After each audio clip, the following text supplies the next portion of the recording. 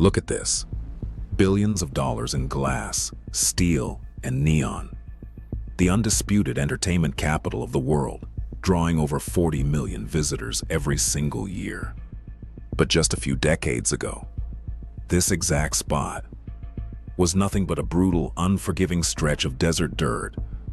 No casinos, no mega resorts, just a watering hole for a dusty train route. So, how exactly did an isolated strip of sand transform into the most extravagant stretch of road on planet Earth? The answer involves desperate visionaries, organized crime, and a gamble that changed the world. To understand the scale of this evolution, we have to go back to 1905. Las Vegas wasn't meant to be a city. It was literally auctioned off as a railway stop between Los Angeles and Salt Lake City. Its only real value was the natural springs that kept the steam engines running. For decades, it remained a sleepy, isolated railroad town. But then, in 1931, two massive things happened. First, the federal government began building the Hoover Dam nearby, bringing thousands of young, single men to the area. And second, the state of Nevada officially legalized casino gambling. The seed was planted.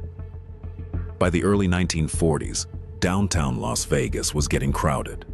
But a few miles south, Highway 91 was wide open. This empty stretch of asphalt was about to become the most valuable real estate in the world, thanks to organized crime. It started with the El Rancho, the first true resort on what we now call the Strip. But it was modest, almost Western. Then came Benjamin Bugsy Siegel. He didn't want a ranch, he wanted a revolution. He wanted the Flamingo. Financed by the mob, the Flamingo was a $6 million gamble. A palace of luxury in a land of nothingness. It was the first time Las Vegas felt like Hollywood. It wasn't just about gambling anymore, it was about the experience. Suddenly, the desert was exploding. The sands, the Sahara, the Riviera, the skyline was growing taller every year. This was the era of the Rat Pack. Frank Sinatra and Dean Martin made Vegas the coolest place on Earth. In a bizarre twist of history, tourists would even watch atomic bomb tests from their hotel balconies. Vegas was literally the blast. By the 1960s and 70s, the small town was gone forever. It was now a neon-soaked empire of excess. Projects like Caesar's Palace took it to the next level, turning a hotel into a literal Roman fantasy world. But beneath the glamour, the shadows were deepening. The era of the mob was coming to a violent end, making way for something even bigger and more corporate. By the 1960s, the mob wasn't just running the hotels, they were the invisible hand behind the city's meteoric rise. And then came the king. Elvis Presley's 636 show residency at the International turned Vegas into the ultimate pilgrimage for fans worldwide. It was no longer just a place to gamble, it was a cultural phenomenon. If you hadn't played Vegas, you hadn't made it. The architecture started reflecting the space age. Neon wasn't just signage anymore, it was the city's very DNA. But the golden era had a dark underbelly. Behind the glitz, millions of dollars were being skimmed off the top before the tax man could ever see it. This was the mob's ATM. But their reign was about to be challenged by an unlikely, eccentric ghost. Howard Hughes, the world's richest and most reclusive man, moved into the Desert Inn and simply refused to leave. When the hotel tried to evict him, he did the most Vegas thing possible. He bought the hotel, and then he bought 6 more. Hughes was the catalyst. He began the process of corporate sanitization, shifting power from the mafia to legitimate business empires. The 1970s brought a different kind of excess. The grit was still there, but the suits were changing. In 1973, the original MGM Grand opened its doors. It was at the time the largest hotel in the world. The scale was becoming incomprehensible. This was the era of the $2 buffet and the 99-cent shrimp cocktail. Vegas was for everyone now, or so it seemed. But as the 80s approached, the city hit a slump. The old mob joints were crumbling, and the novelty was wearing thin. Vegas was at a crossroads. It was either going to die as a relic of the past, or reinvent itself into something the world had never seen. Enter Steve Wynn. He didn't just want a casino, he wanted a mega resort. He wanted a volcano in the desert. The opening of the Mirage in 1989 changed everything. It was the birth of the modern Strip. To build the future, the past had to be destroyed. One by one, the legendary mob landmarks were leveled to the ground. The 90s became an architectural arms race. A pyramid, a pirate cove, a miniature Paris. Nothing was too insane. Then came the Bellagio. $1.6 billion. It proved that class could sell just as well as kitsch. By the turn of the millennium, Vegas had become a trillion-dollar machine, a desert miracle. It evolved into a destination for food, shopping, and sports. The gambling was almost an afterthought. But as the city reached its peak, something started to shift. The magic began to feel manufactured. The $2 buffet became a $100 experience. The free parking vanished. The city of sin was becoming the city of fees. And today, in 2026, the cracks are starting to show. Beneath the neon, a new, darker story is emerging, and it's why many are now turning their backs on the Strip. It starts before you even arrive. The hidden tax on the Vegas dream. Parking used to be free. The buffets used to be a steal. Now, everything is a microtransaction. The value city has become a luxury trap. The average American family is being priced out of their own playground. When a simple burger and a beer cost as much as a night's stay in 1995, the math stops making sense. Even the gambling has changed. It's no longer about luck. It's about algorithms designed to drain your wallet with surgical precision. The house doesn't just win anymore. The house ensures you never had a chance to begin with. Everything you see is a copy of a copy. We've built a world of plastic reality, where even the nature is manufactured. It's a city of hollow monuments, a fake Paris, a fake Venice, a fake Egypt, all designed to give you the illusion of travel without the soul of the destination. The kitsch and fun of the old days have been replaced by a corporate coldness. It's no longer about a wild night, it's about high-margin retail. You walk for miles through these climate-controlled tunnels of consumption.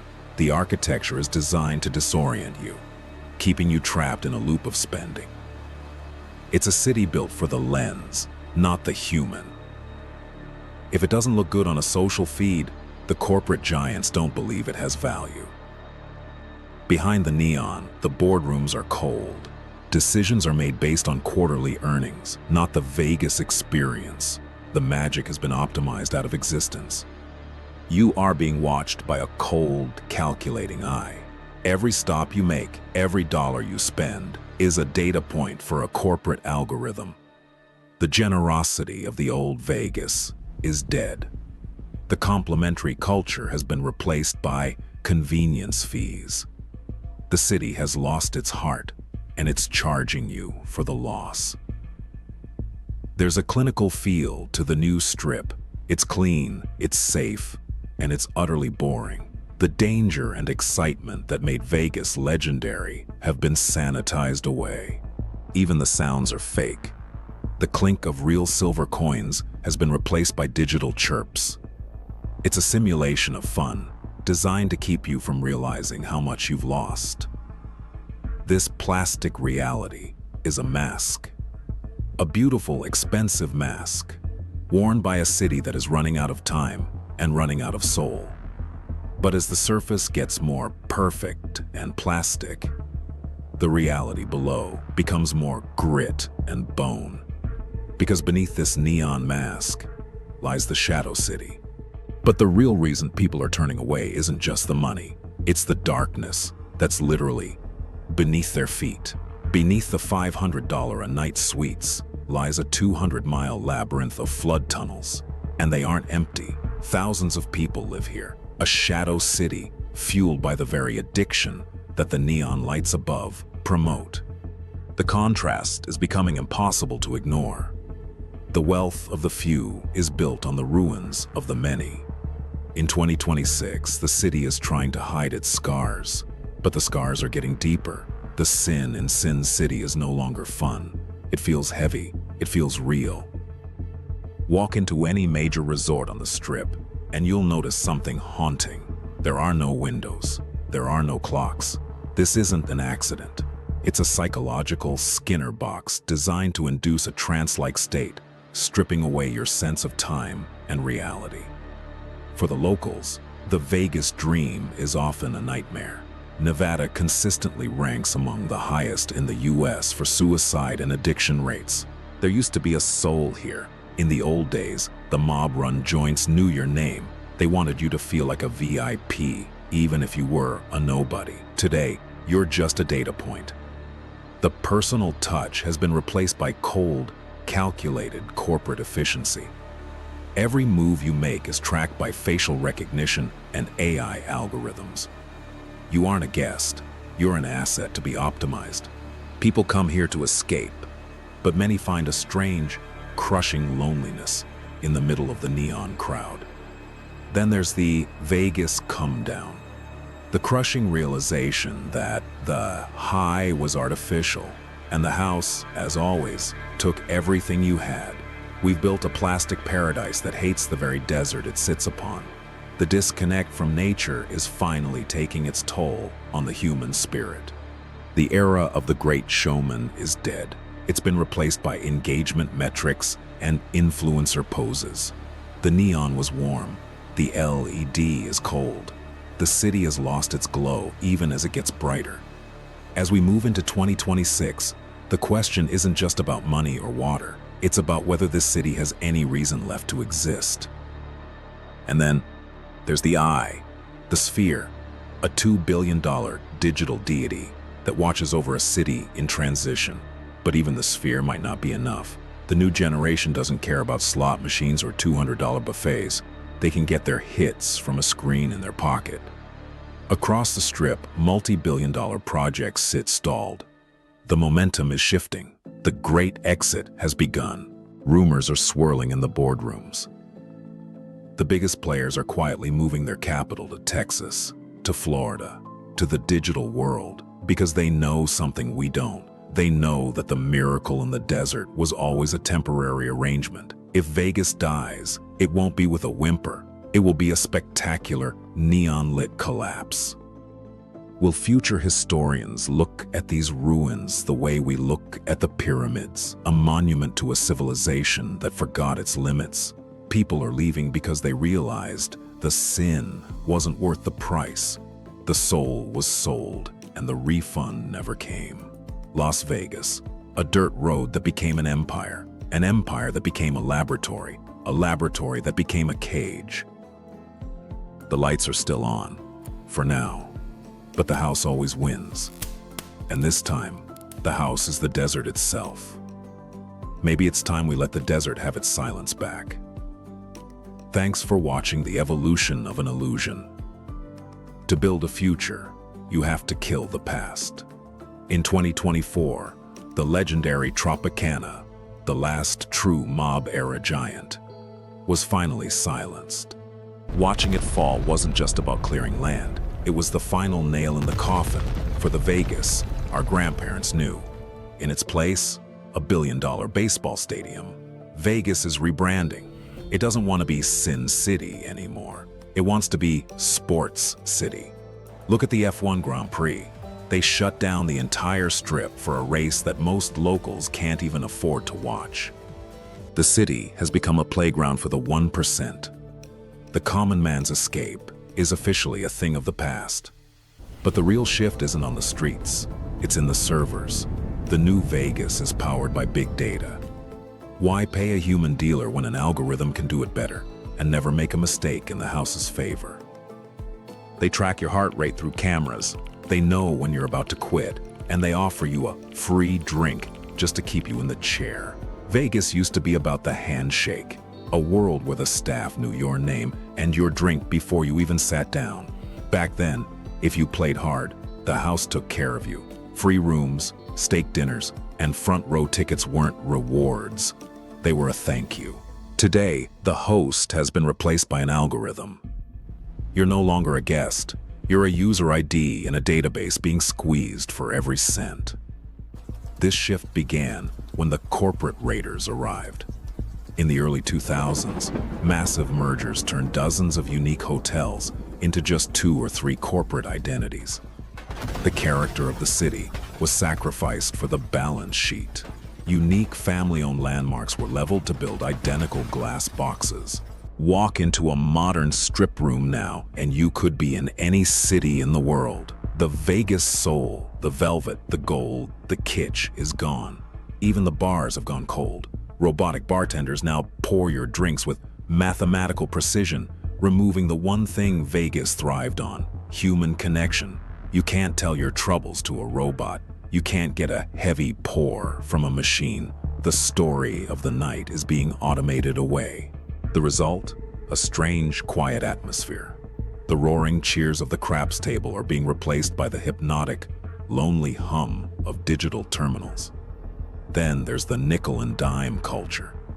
Fees for the pool, fees for the Wi-Fi. Fees just for the privilege of being there. When they started charging for parking, the locals knew it was over. The city that once invited everyone in was now putting up paywalls at every entrance. Try getting a refund or a complaint heard. You'll be caught in a loop of AI chatbots and outsourced call centers. The accountability has vanished. For the shareholders, it's a masterpiece of efficiency. For the traveler, it's a betrayal of the promise of an escape. In the 90s, they tried to make it family-friendly. It was weird, it was flashy, but it was fun. Now, they've pivoted to ultra-luxury. If you aren't a whale or an influencer, the city makes you feel like you don't belong.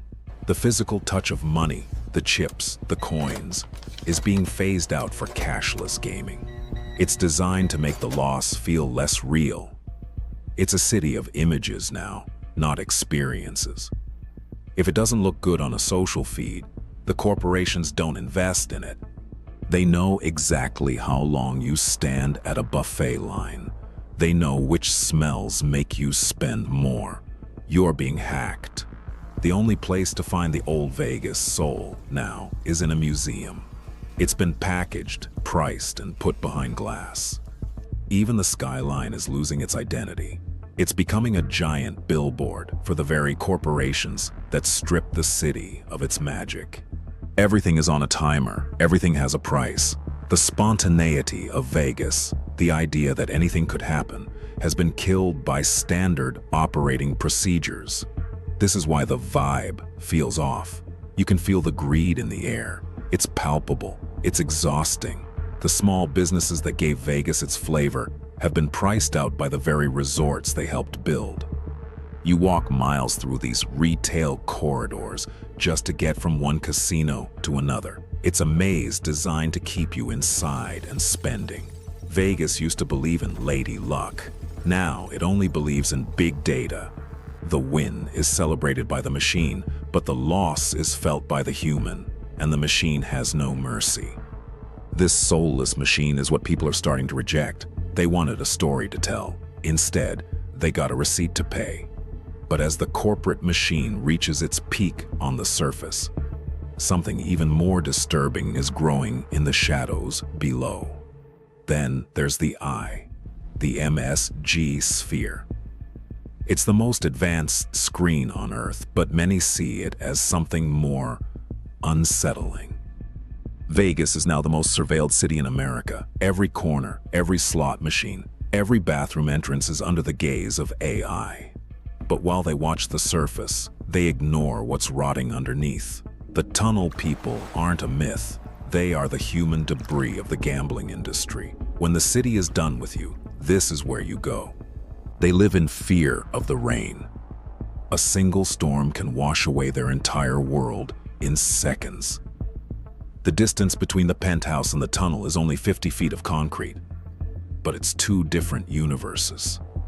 And then there are the secrets the city won't tell you, the unexplained disappearances, the black sites in the desert.